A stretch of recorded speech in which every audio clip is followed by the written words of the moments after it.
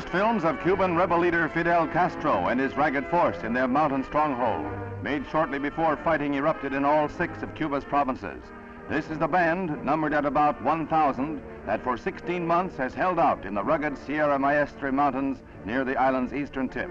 Ill-supplied, they make many of their weapons in crude jungle workshops. Mines and grenades made here have proved as unreliable as they are makeshift. One of Castro's most potent weapons has been the mimeograph. Pronouncements and propaganda have circulated throughout Cuba by pamphlets and by radio, despite secret police efforts to stamp out the underground. Castro himself has become a figure of legend in the 16 months since he invaded Oriente province from a small boat. The rebels' actual achievements were few for most of that time, but by mere existence and survival, Castro's force has both grown and exerted an influence out of all proportion to its size.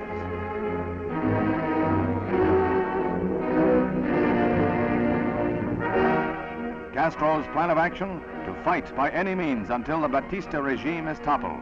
Sabotage proved effective in paralyzing Oriente province for weeks before the general outbreak of fighting.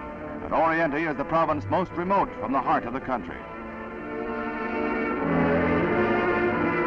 The ragged, underfed, poorly armed rebels cut off communications and supply lines in a campaign of sniping and sabotage. But every time they have clashed in the open with Batista's hard, efficient army and national police, the rebels have lost heavily. Despite losses, they have fought on, and their numbers grow. Today, an estimated 1 man in 10 carries a modern rifle.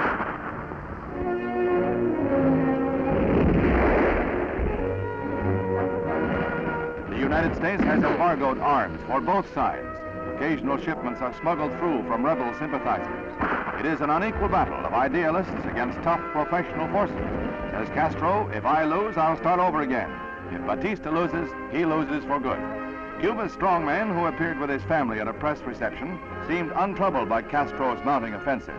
Behind Batista stand the army, the police, and apparently Cuba's labor unions, who withheld support from Castro's general strike call. Batista seemed upset about reports in the American press of police brutality and corruption, but confident in the face of an unpredictable future.